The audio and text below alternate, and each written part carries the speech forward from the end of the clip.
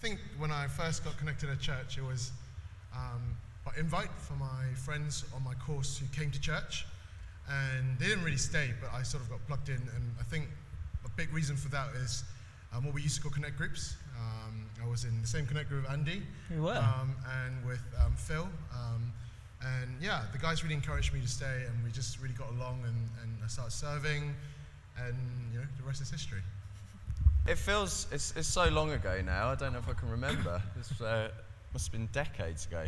I know that I was attending Proclaimers as part of a Christian Union Mission Week fund gathering extravaganza.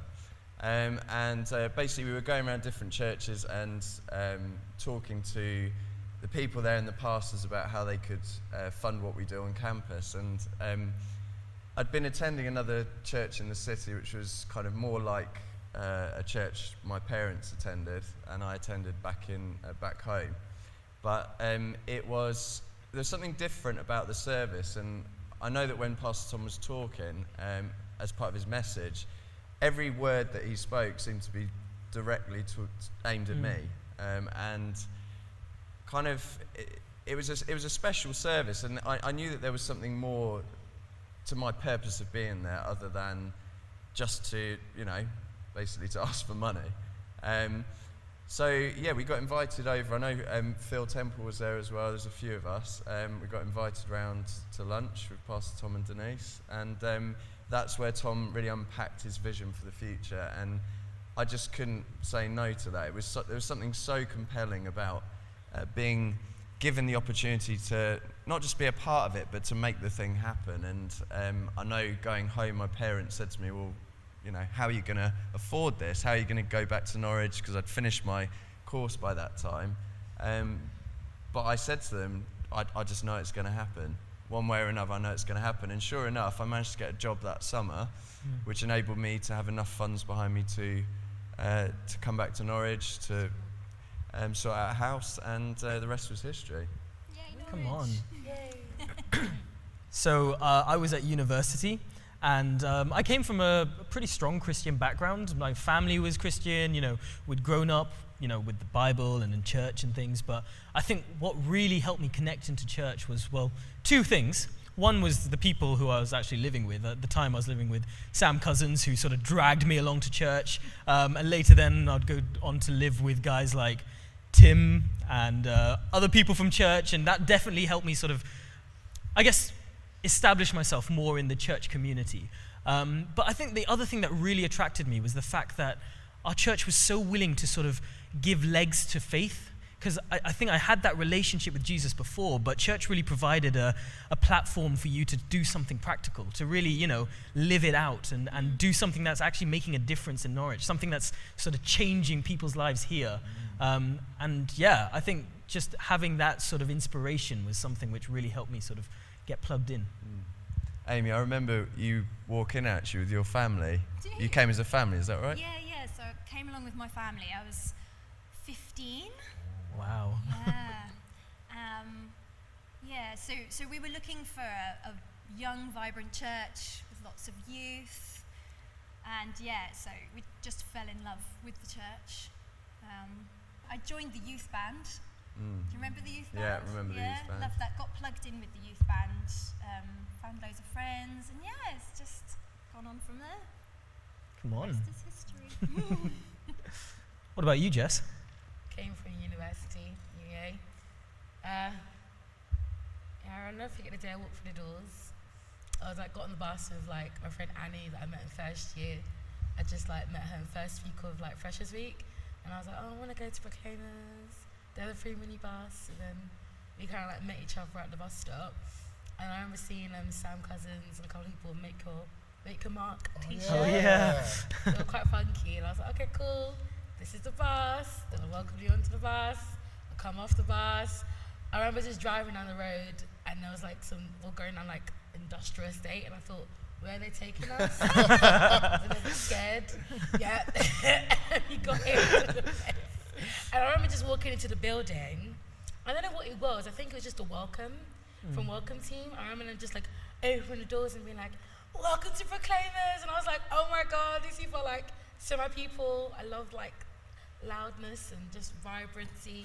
So I'm walking through the doors and like seeing everyone, and then coming into the auditorium, and like my first experience of the worship really, really touched me, because it was just so, I don't know, just magical. The atmosphere, the lighting, the smoke, and it really gave me a chance to just like take my focus off like all the new people I was sitting with and just really just worship, which I think really hit me. And I was like, I really like this experience. I want to be involved.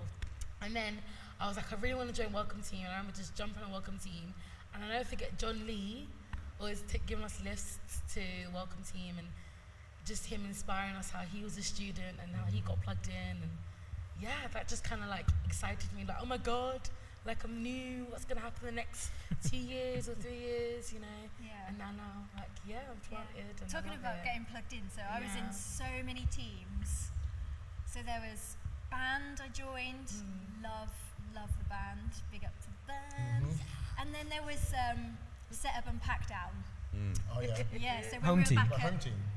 no, it was called set up and pack down then. Yeah, when we were at the Ramada Jarvis, everything was kept in a separate place. We'd have to load the van at like 6 in the morning. Yeah.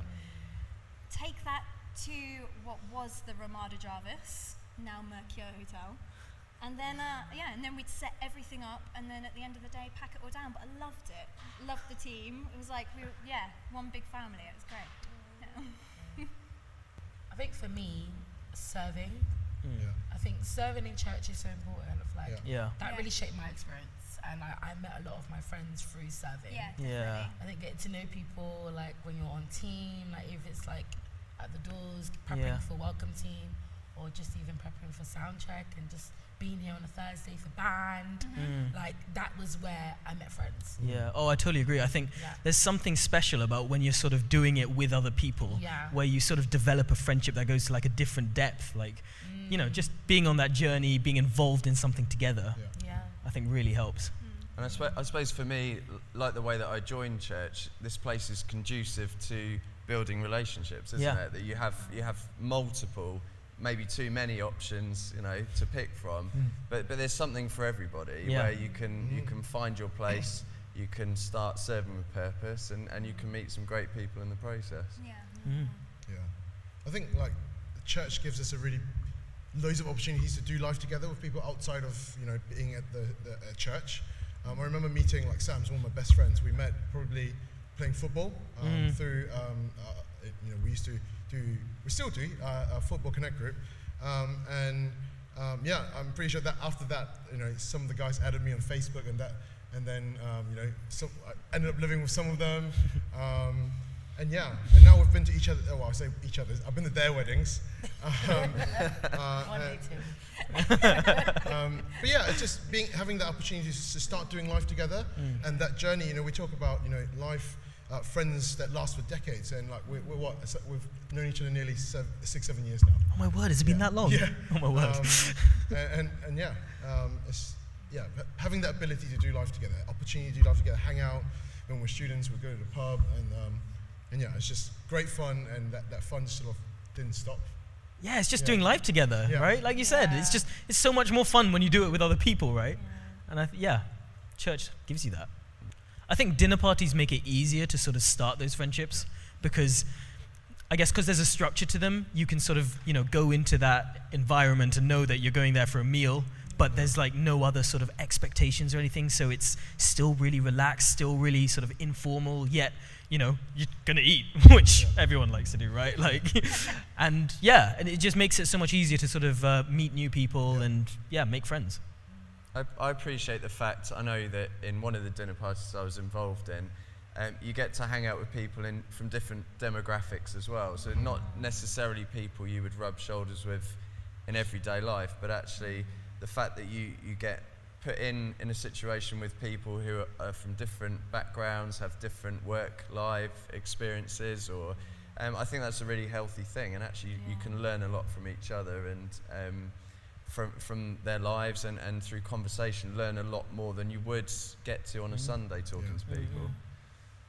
I think having that opportunity to share food together is, I love cooking, and I love sharing that food with my friends, and I don't think it's a coincidence that the Bible talks so much about sharing food together and so many references to banquets and dinners. And having that intimate moment where you eat together forms a bond that is hard to replicate elsewhere.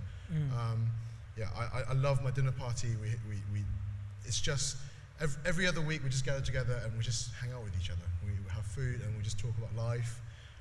It's a great time. Yeah. For me, I think having people in my life who don't always say the thing that I want to hear. I think it's important to have people who are willing to speak the truth, no matter how that lands with you. So I know that there have been times where I've needed to be told straight, actually, what you're doing there isn't quite right, or the way that you're thinking about this situation isn't quite right. And having people you can trust enough that they will direct you back on the right path if that's required. I hope then I'm able to do that for other people, and not always just give them the answer that they're looking for. But it's I think again this is a great place to learn what Scripture really means. We unpack it week after week through messages, and you're able to, in a practical way, go out into your world in the truth of what the Bible says, but also to communicate that to people in your world as well. I think the relationships that you make at church is so different to all the other relationships you can make outside of church, because these are people that you do life with, you share a vision with, and these are people that's going to keep you accountable, keep you on track, and not only that, but like you get to share the best and the worst moments of your life with these people. Like for example, I remember when Sam came home after he's proposed to Esther. That was like it was their special moment, but it was also like it was a moment between it was a milestone for our friendship group, and like being able to share that sort of experience together. Like it's so I don't think I would have been able to make those like friendships or have that sort of bond with friends outside of church. And I remember there were times when I was going through really tough times, and again it was people, my friends at church, you guys, who would pick me up and be able to encourage me and be able to just like Dave was saying, tell me the right things, not the things I wanted to hear, but the right things that needed to be heard. I don't think anywhere else you would make friends like that.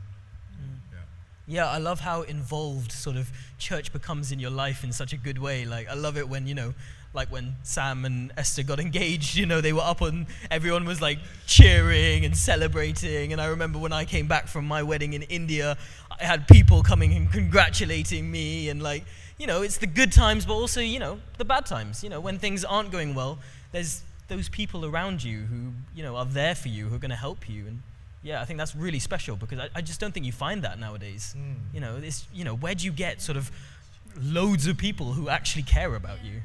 It is essential to have friendships with people from different walks of life, because you don't have the same experiences that everyone else does. So, people who are further down the journey with you, they can help you and, sort of share things that help them. And so you don't have to make the same mistakes. And then you get to do that for the next group of people. Tall people can reach for things you can't. It's very helpful. Yeah. I just get a ladder. Self-sustaining. For me and my wife Holly, I know in the early days, it was an interesting time. I think very interesting time. And by interesting, I mean there was some really difficult patches. There were some good times too, but I know that first year, often you sort of read in magazines or you see on TV it's going to be like Disneyland the whole time, if you like Disneyland. But I actually don't like Disneyland. That's why I'm saying that. No, I think sometimes you hear people say that actually being married, it's this incredible thing, which it is incredible, but I think also there are, I know I've met people in church life who are realistic as well, and kind of give you that encouragement, and I think give you that, the reminder it's going to be okay when you maybe hit a difficult patch, and they might have some advice along the way that can help steer you in the right direction, which, you know, for us has been incredibly helpful. And I think we wouldn't be where we were now if it wasn't for some of those voices that spoke into our situation. So, yeah. I guess for someone who's not married, it's again like so unique to be able to be here at church to see so many successful couples who are married, and to be able to see, you know, what they do well in, and you know, to know that, you know, when we, you know, outside of church you often hear that, you know, marriage there's no point in marriage, and like, you know, love is not a real thing anymore. But like to see actual living examples, people who've done this for so many years and still being, you know, lovely and that sort of cutesy with each other, and yeah, but it's nice. It's nice to be able to see that in real life in action. Yeah. And I don't know about you guys, I love seeing like couples serve together. I know you serve with your husband Joel, don't you, Amy? And like I get to serve with you on team as well. I just think that's awesome that, you know, you can be doing something with such purpose and doing it together as well, which, you know, is encouraging, I think. Yeah, it's definitely like encouraging for like us that are not married yet, you know, and hoping to want to get married. I think it's lovely to see that, like, it just feels like a family that kind of like serves together in church, really stays together and like grows and strengths, like from strength to strength. I mean, you have a perfect example of the beautiful married couple in our church, which is Tom and Denise, and then, you know, serving together, building the kingdom of God together, and just how their marriage has flourished, and how that's an example to all the marriages that are in our church. And we can see that in the marriages in our church because they're so great. Life's more fun when you do it with other people. Yeah, sweet and simple. It's great. It's going to change your life. It changed mine. And before I met these guys, I was going to, you know, 3 years and done, leave Norwich. And hey, look, I've been here, this is my 8th year here, and like I can't see it. I wouldn't want to do it any other way. I feel like it just makes life worth living by having people in your life and not doing it on your own. And I think that's a good thing to come back again, because you will find a community for you here in this place. There's just so many areas in the life of our church that you can get plugged into, you can meet people in different demographics. It is for our community, it is for our city. So I feel like you should come back, because it will change your life. As Tim said, it's transformational. Why wouldn't you want your life to be changed? Yeah, so we're one big family, because being here for years now, like 15 years. So I've known Dave that whole time, and I've seen Dave get married, and just he's seen me grow up, and just growing with people. Just one big family. It's just it's great. Yeah, and I think it's also constantly changing, isn't it? It's not like you make your friend or your two friends and you stick together and that's it. But actually, it's a constantly growing family, to use your word there, Amy. But, you know, I think if we're open to it, you know, we're going to meet a lot of inspiring people, and then we're going to meet some more. And, you know, you never know who's going to walk through those doors, and who's, you know, who you're going to grow close to, whether it's someone you're serving with, or whether it's someone you just, you know, you want to play football, kick a football around with, or, you know, whatever it is. And I think it's what makes the Christian life, you know, exciting and fun and unpredictable in some ways, in a good way.